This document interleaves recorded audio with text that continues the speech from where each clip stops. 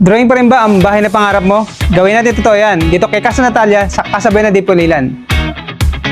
Welcome, Casa Natalia. It has 4 bedrooms and 3 toilet and baths. May kasama din siyang carport at balcony.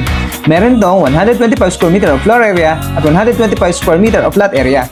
Pero bakit naman ako OFW ay kukuha sa Casabuena? Dahil bilang OFW, ang gusto natin ay safe, secured at sulit. Number 1. RFO means lipat agad. Hindi ka na maghihintay ng taon para makalipat, kaya free ka sa stress ng paghihintay. O pwede mo na siya parentahan para may passive income ka habang nasa abroad. And number 2, hindi ka na magdududa sa quality. Pwede mo pa-check sa family mo o sa asawa mo actually para at least ka sa investment mo. And number 3, location is everything. Super lapit nito sa Pulinin exit.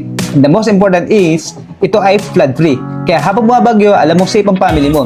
Good news, 10% DP lang, pwede ka na makalipat. Ano pang hinihintay mo? Limited units lang.